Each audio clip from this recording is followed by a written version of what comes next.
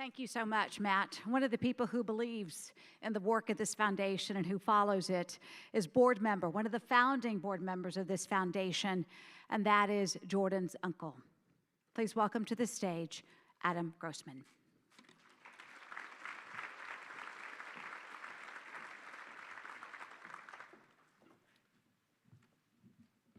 Good afternoon. My sister Ellen is a wise and wonderful woman who often provides me with sage advice.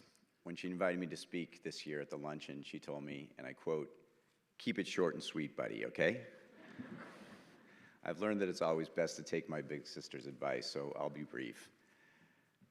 The catalyst for this amazing foundation was the tragic loss our family suffered when my niece Jordan died by suicide in March of 2012. Jordan was a spectacular young woman, an opinion shared by her friends, family, teachers, and colleagues. She was brilliant, beautiful, inside and out.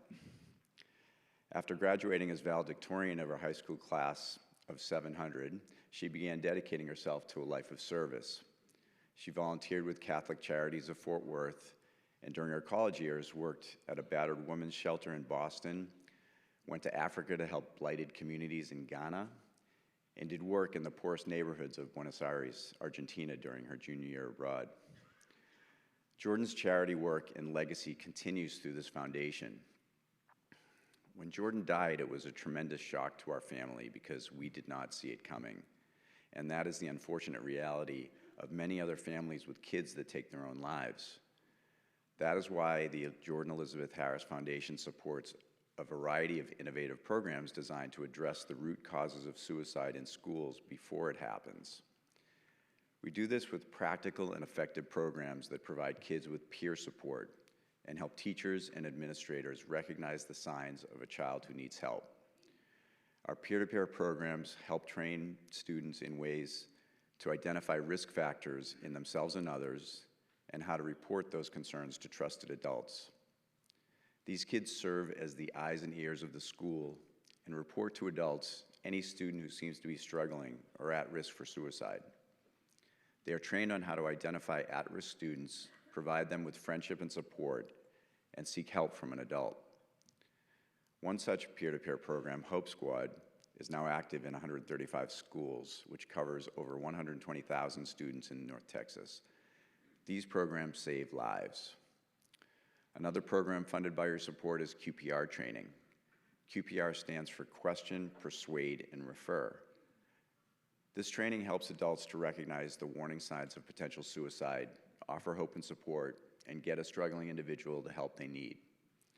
The foundation has multiple QPR programs designed to spread this vital training throughout the community. And this includes free QPR programs, sponsored programs by employers, and Spanish language programs, all designed to disseminate the training broadly throughout the community. It helps people understand suicide more clearly and gives them actionable ways to help. It also destigmatizes suicide and depression by getting people to talk about it, by bringing the conversation to light. A QPR session costs the foundation only $250 to offer and can train 30 people. As you'll hear today, these programs are working extremely well, and your generous support today will definitely save lives. Another focus of the Foundation's activities is on academic research, but always with a practical focus. The Foundation has invested more than $700,000 in funded research. A few quick examples. This year we are funding Dr. Craig Bryan at Ohio State University. He's working on a protocol that will provide faster treatment for suicidal individuals, bringing down by 2/3 the time it used to take to provide critical treatment, reducing the lag time from 12 weeks down to 4. Another study funded by the Foundation at UT Southwestern looked at biomarkers in patients as a predictive way to assign the correct antidepressant drugs. That study cut down the amount of time needed to determine the effectiveness of a treatment from months to weeks. These programs save lives. Our focus is on practical results through both this important academic research and the ongoing QPR, school-based peer, and other programs funded by the Foundation. We are extremely cost-conscious and make sure we get the most out of every contributed dollar. I hope you will consider generously supporting our mission to dramatically reduce the incidence of suicide in our community. I think Jordan would be proud of what we're doing here today. Thank you so much.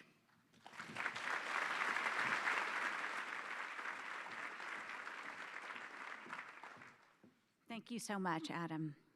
You've heard from people here at the podium talking about things the foundation has done. If you would, turn your attention to the screens to see what the foundation has been up to in the past year. I am Matt Varicki, and I am the CEO of the Jordan Elizabeth Harris Foundation. 75% of the people in Fort Worth who die by suicide never have contact with a doctor or a psychological professional. It's really important that we continue to expand our outreach to people who just are not getting the care that they need. And so we've begun to look at the workplace, at churches, and various other community events where people gather so that we can meet people where they're at and really provide this service in a much different way than we've ever thought of before. So our partnership with the Jordan Elizabeth Harris Foundation has been a really important part of our staff care this year. I sat in on a training and learned about QPR, so question, persuade, refer, and was just so struck about how that would really be an important training to bring to our employees at Cook Children's. Healthcare workers are at 2 times the risk of completing suicide.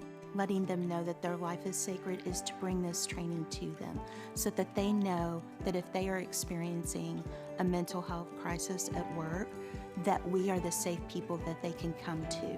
We've had 14 interventions where we've been able to talk to 14 of our employees that have been in crisis and get them the health care that they need. As a Tarrant County probation officer, I currently work under a specialized program called the RISE program, working with women that are coming out of sexual trauma or abuse that are on for felony probation. This training was really helpful in terms of being able to address both at a professional level, but also at a client level of how to engage and be sensitive to red flags or warning signs. Personally, I've never had moments of suicidal thoughts or ideations until I walked through postpartum depression. There are moments where I've had to stop and buffer. As a professional, now I'm able to at least recognize how valuable it is at a personal level when working with clients. I think that QPR can be beneficial, not just at the probation level, but beyond that within the county and within the state and nation. Specific to the Black community, the stigma that's been around regarding suicide really has been more of taboo. And so within our congregation, we handled it in a way, it was a little bit more casual until we were connected with the programs and just beginning to share with us about suicide prevention, recognizing it and acknowledging it. One of the things that I think has been just really dramatic has been how people are responding to these trainings, which we're providing out within the community. These conversations change lives, and so we just have to be everywhere people are and meet them where they're at. I want you to know that going through the process, not only was I extremely proud, but those who are in our congregation who also attended and went through the process was also awarded a certificate to prove that we went through the process and that we are now qualified. So we challenge each of you to go through the process and become a gatekeeper. You make a world of difference. The most incredible thing we've seen is a 50% drop in youth suicides here in Tarrant County. We know that the programs that we offer help save lives, but when you get to the scale that we're at, covering 120,000 students across all of these schools, it can really start to make a difference. All of us for the last 20 years have been sitting around and just seeing these numbers go up and up and up and up every single year. And so to finally have a beachhead, to finally be at a position where we're starting to see this change, really has made all the difference, I think, for our team and for the people here in Tarrant County. One thing that we noticed about our students is they really needed some help transitioning back to the traditional school setting. Some of the mental challenges that our students were experiencing, especially after they returned from remote learning and from being at home with their learning during COVID. I can think of one instance in which one of our Hope Squad members helped another student. A friend once texted me, even after he graduated, he told me he felt like the hard question, that he felt suicidal. I recalled back to the thoughts of the hotlines I suggested and the strategies that I learned within the Hope Squad conferences. One of my fellow teammates, she had seemed off for a couple of weeks, and I didn't really think too much about it, but one day she had posted something on social media. So I reached out and I talked to her, and she told me she felt suicidal, so I reached out to my counselors. Many times our students are telling their peers when they have mental health challenges, and they're not always likely to go to an adult. And so I think it's important to train our students so that they can find these early warning signs, let them know what their peers are experiencing so that there's an adult that can reach out and help them.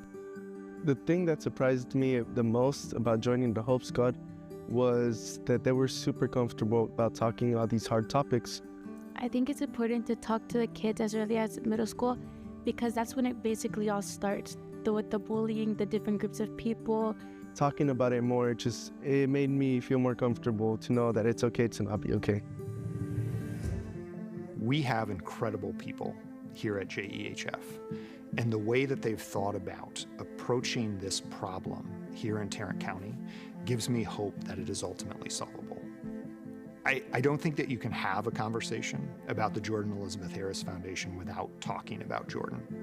And over again, I think that her story is really kind of the guiding light that explains everything that we do. We now have 120,000 kids that are covered. We have countless businesses. We have 40,000 people in this area who've been trained in suicide prevention. But we've got 5 people at this foundation who back us up each and every day and to make it so that they absolutely can eliminate suicide in North Texas.